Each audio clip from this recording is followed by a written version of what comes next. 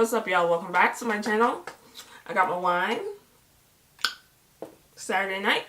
So I decided to review the show Chad and Michelle with Chad Johnson and Michelle Williams of Destiny's Child. And I've been looking forward to this show because I do like Michelle a lot. And I just wanted to see what this show was going to give. So we're going to go ahead and review that tonight. And before we get to reviewing it, alright, do not forget to subscribe. Do not forget to click the little bell so you can be updated on when I post videos. And do not forget to... I forgot. Don't forget to follow me on social media, okay? Alright, so Chad Loves Michelle. This is season 1, episode 1, Save the Date. Okay, so the episode starts out with Michelle basically telling you more of her background story. And we all know Michelle from Destiny's Child. She talks about y'all teasing the shit out of her because I don't know why y'all just don't leave this girl alone. I like Michelle. I think she seems really nice. And y'all just tease the hell out of this girl. I know she's had some mishaps. Like that 106 in Park falling thing. I know. I kind of giggled. I ain't gonna lie. But Michelle, for the most part, has done nothing to anybody. And y'all tease her. I mean, not y'all. Because y'all cool. But people tease this girl, and I don't know why. But she's talking about her backstory. She said that she had given up on love because she had some rocky relationships in the past. She just kind of gave up, and she gave her all to God, and basically said, if there is somebody out there for me, bring him on. I am open. But she was not going out to seek it.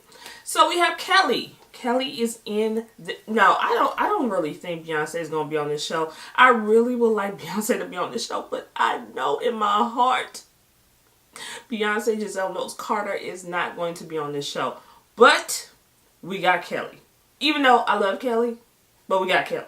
The car, and Kelly is listening to Michelle as she talks about her being happy that she finally found somebody who is her equal. And it seems like everybody is happy that Michelle has found somebody special, because from what I can remember, I don't remember anybody, or at least not publicly, that Michelle has dated. So this is the first time we're seeing somebody that Michelle is actually dating. So now we got Chad Johnson. Chad, let me tell you, the first time I saw this man, I thought he was black. He looked like a light-skinned black man. I mean, he does not look white to me. The way he dressed, the way he acted, he just don't look white to me. But Chad is a football pastor. Didn't know anything such as that existed. I've never heard of a football pastor. But basically, he, I guess, travels with the teams and prays on the people. I don't really know. Hosts church service. I don't know. Maybe he travels with the teams. I don't know. So apparently Chad and Michelle met last year. And they're already engaged to be married. Now, that works for some people. I kind of think that's a little too fast. That's my personal opinion, but she didn't ask me, so it's whatever. And if I keep looking over here, I am watching it as we do this review. They met last year at a retreat that he had, and she said that people were trying to hook her up with him, but she was not into just hooking up with the pastor. And then she made him something to eat. Guns blazing, they fell in love. The rest is history. And what I like about them is that you can really tell that it's a genuine feeling for each other. He seems really in love with her, and she seems really in love with him. So I am really rooting for them. But I don't like couples coming on reality TV, because one thing that does is ruin a relationship.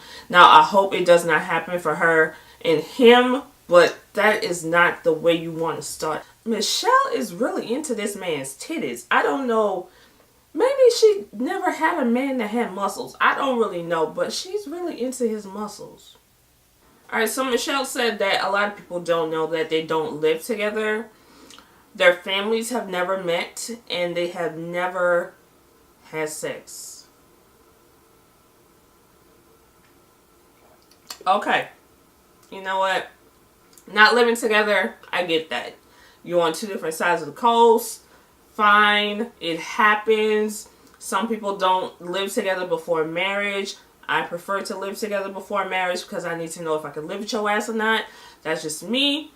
Your family's not meeting. Okay, it's been a year. So they are moving quickly, and it's interesting that their families haven't met, but it's only been a year. They are just progressing their relationship further than anybody else is catching up to it. So, okay, cool. They have never had sex. Now, I know that she is a gospel singer. She's a Christian. He is a preacher. I get it, girl.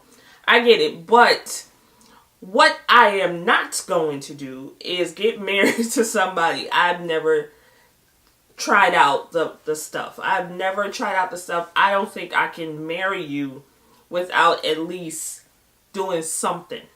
And they don't seem like they've ever did anything. So this is going to be interesting, because what if I've never understood like not having sex? And I understand people want to remain celibate until their wedding night. I get it. But what if you get it and I was going to say, what if you get it and you don't like it? But sometimes sex is not about the feeling, but about the love. And if you are in love with the person, the sex actually is better.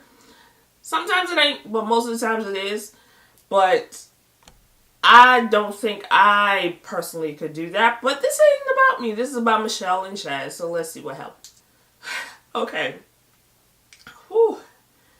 So Chad wanted to propose to her in March of this year. So he went to Rockford, Illinois, which is where she's from, and went to ask her family for her hand.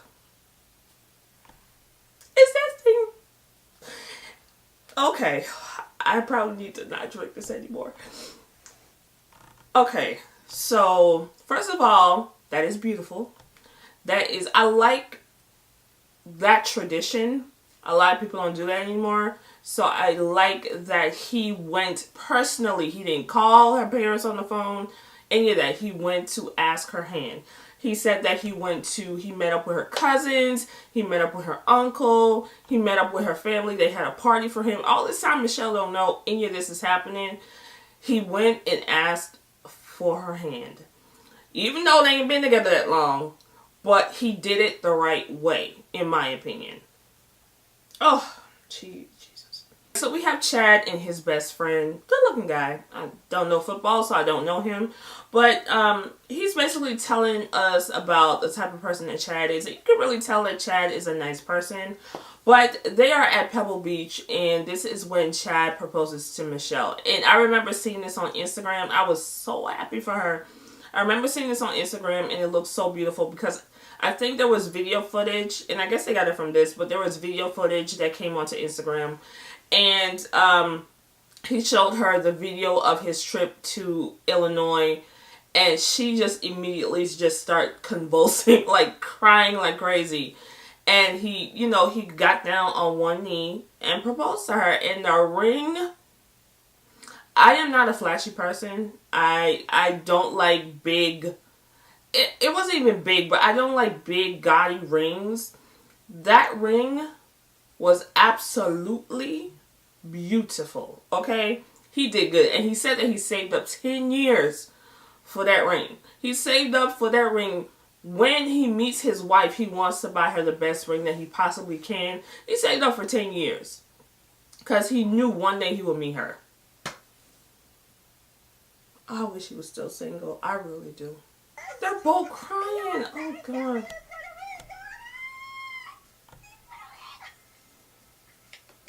Alright, so after a month of being engaged, they meet up with Adrienne from not the Talk. Where's she from? Adrienne Bailon. Where's she from? The Real. And her husband that she stole from his wife.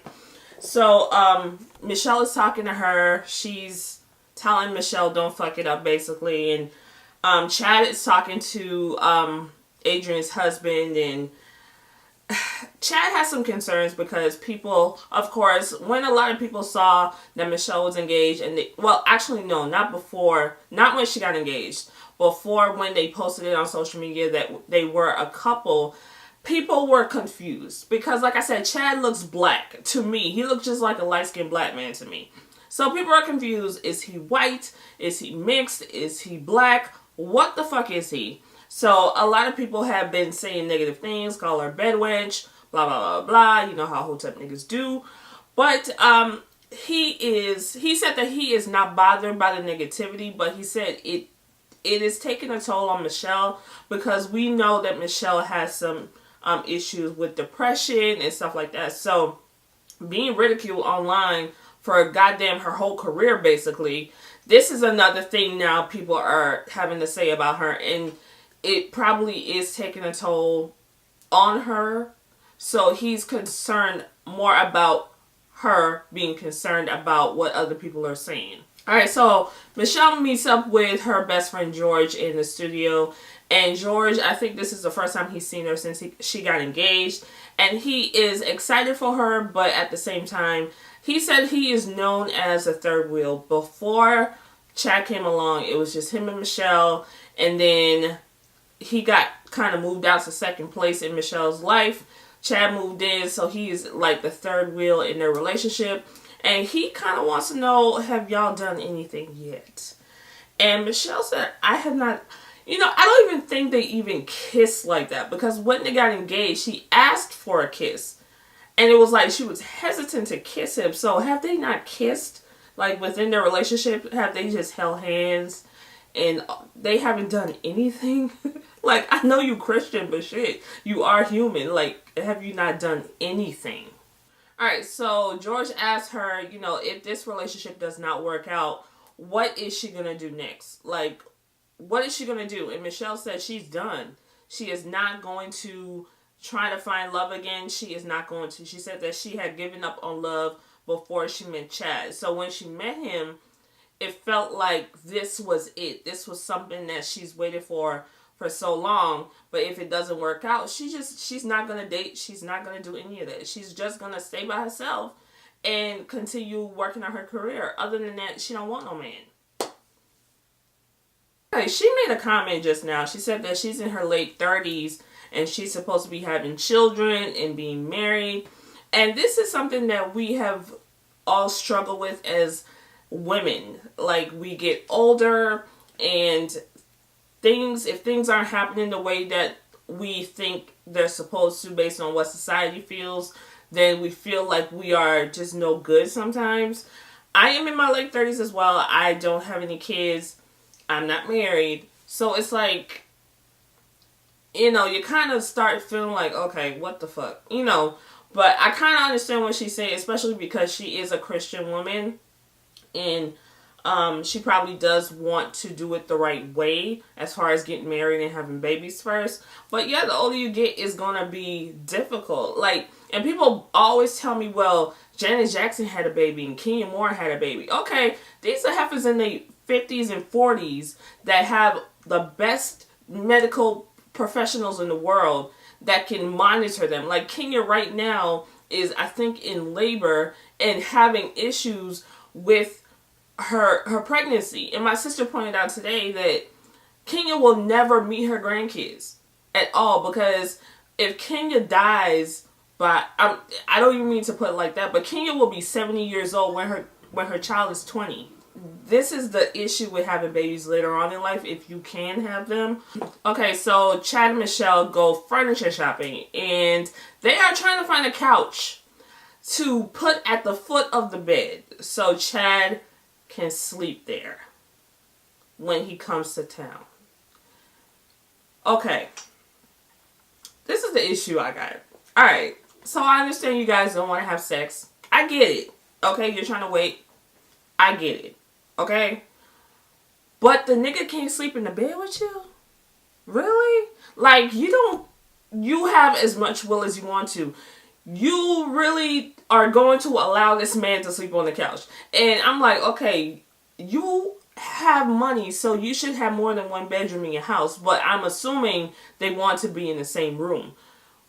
So you can't just get a big enough bed where you have one side and he has one side. You can't sleep in the same bed. He has to sleep on a couch. And then you get a day bed where he has drawers and he can put his toothbrush.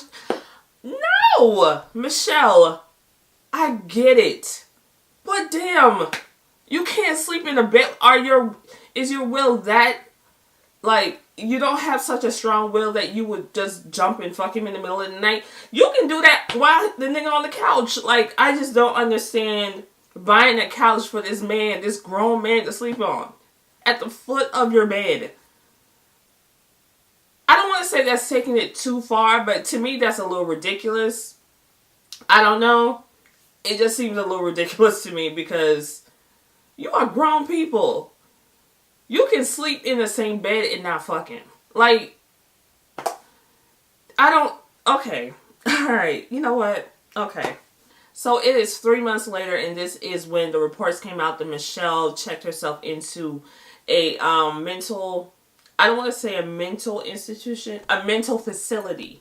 Mental facility because we know she suffers from depression and all that stuff. So this is around this time where the blogs were popping about Michelle being in this facility. And she said that she really did not want this to come out, but it did. So now she has to really talk about it and tell people what was going on. And she said that she sometimes feels like she is not worthy enough to get married to him. Not even to him, but to get married. Michelle has a low view of herself, and this is what depression kind of spawns, because you feel like you're not worthy for a lot of things. And she said that, you know, she just got depressed and she got unhappy because, you know, why is all of this happening to her? Why is she finally finding happiness, but she's not truly happy within herself? She's suffering from this issue, and it's been hard on Chad dealing with her depression states. And I can attest to that when it comes to, because I do suffer from it as well. I've never been to a facility or anything like that, or even put on meds, but sometimes when I get into my depressive states to the point where sometimes it's bad, sometimes it's not as bad, but I know it takes a toll on my boyfriend. Sometimes I have to call him and tell him, you know, I'm going through this state right now, you know, to kind of help me, because I get into it and then I shut down. I just get into myself and I start doubting myself, and just everything my mind goes places it shouldn't go. So I kind of understand where she's coming from with this. She is feeling this way by herself. And this is what makes me feel like they should not get married right now. Like, she is not at the point where she is ready for this, because she's just not there. And I feel like because all of this is happening so soon, it may have spawned this on. I don't know, but I don't think they're ready to get married right now. You know, maybe have a long engagement. I don't really know, but they're not ready to prepare to get married. And Chad is concerned because he feels like everything that he's done is just not working. And then she has done some things and said some things as if breaking off the relationship. She had broken off the engagement 3 times. And he said that he's like nervous because she keeps doing this, and he's afraid to continue on this path, and this is just something that she's just gonna keep doing. She took out the ring multiple times, you know, so that's what makes me feel like they're not ready to get married at all. So Chad said that things with them have been really tense. Michelle has been basically testing him, telling him that his priorities are out of whack. And like I said, she called off the wedding. So they're kind of like in this weird space where they're talking, but it's a weird energy between them. And it takes a lot to deal with somebody who has a chemical imbalance. That's the word I was looking for. It takes a strong person to deal with somebody like that, because you never know what you're going to get with them. But I hope you can stick it out. Alright, so Michelle and Chad go to their counselor. They're doing marriage counseling. And the counselor wants to know what's going on with her as far as coming back into, you know, the world after getting out of the facility. And she asked Chad as well, like, what's going on. And he said that, you know, it's kind of difficult because she is shutting down and kind of retreating to herself and just keeps calling off the engagement and everything like that. And she said that growing up, she experienced a lot of trauma, physical abuse. I guess she saw a lot of physical abuse. And when stuff like that would go on outside, everything was peachy keen, everything was rosy, and nobody knew what was going on. But in the home, it was a different story. And she would kind of retreat to herself and or go to her grandmother's room. But for the most part, she would just be in her own shell. And she said that when things get difficult, that's what she does. Alright, so the therapist tells them that they need to plan a date night with each other. They hadn't been on a date in a while. So she wants each of them to plan a date night and write vows to themselves and tell those vows on the date night. So Michelle goes to eat with her friend George, and she is basically telling him about the date. She's trying to plan a date, and he's talking to her about mental health, and he learned a lot from her.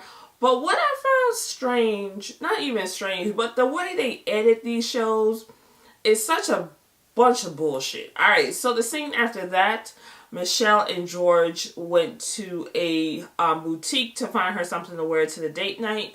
But in the scene before, when they sat down and she was telling him about the date, she already had the bag to the boutique.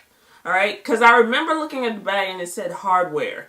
And then the next scene, they went to the boutique and started saying, okay, since you have to go on a date night, let's find you a dress. As if this happened after they ate.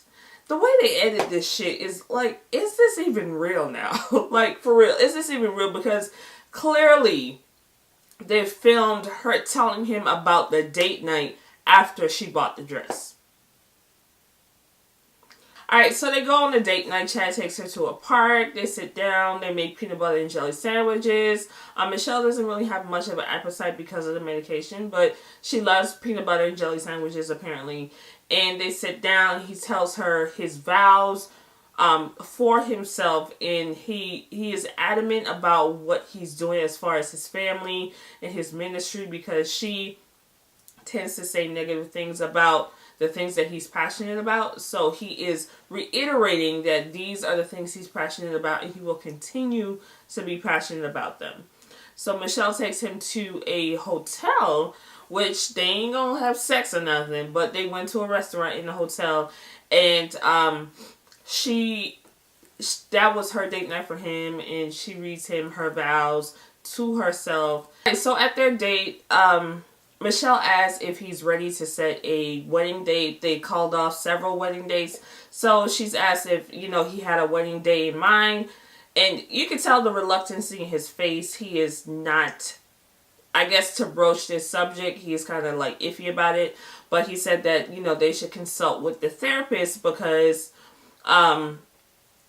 he doesn't know if they're ready. And Michelle feels like they are ready. They're working on things. Things are good. But he does not feel ready to set a date because of the up and down that happens with her. So it's going to be an issue. It's going to be an issue because it seems like when she's good, she's ready to move forward. But then when things start declining, everything is called off. So he's kind of like tired of the back and forth. So you can tell right now he is just not ready to get married. And that might be the best thing for the both of them. He's a white man. But yeah, so that was the episode, the first episode of Chad Loves Michelle. And see, I'm glad that they're discussing this issue, especially on a TV show. Because you don't really see this a lot, especially when it comes to black women who suffer from depression. And it is an alarming rate of black women that do. But it's overlooked because, we're supposed to be the strongest and yada, yada, yada. But a lot of black women are suffering in silence. They can't tell people. They can't confide in anybody because they don't want people to look at them in a different light. So I'm glad that they're tackling this, and they suffer because in the black community, it's such a stigma to get fucking help. That's the problem. It's a stigma to get fucking help. If you have an issue, the biggest thing to say, oh, pray. Praying does not always help, especially when it's a mental issue that's going on. Praying ain't gonna help you. You need help. Like, professional help. This is why there are professionals to help you. But because us in the black community, we're told that black people are the strongest and we endured slavery and we endured this and we endured that, you'll be alright. People don't seek the help that they need. For our first episode, I thought it was pretty good. Yeah, it was good. It made me cry, which I don't like to cry. It made me cry. I didn't film that part, okay? But it did make me tear up a little bit. But honestly, I think they're really good together. I just feel like they may not be ready to get married yet, but we'll see what happens. Hopefully they find them forever within each other and things work out for them. So I don't know, but you let me know what you thought about the episode. Do not forget to subscribe. Do not forget to click the thumbs up, and do not forget to check out my website, justbeher.com, and I will talk to you guys in my next video. Bye.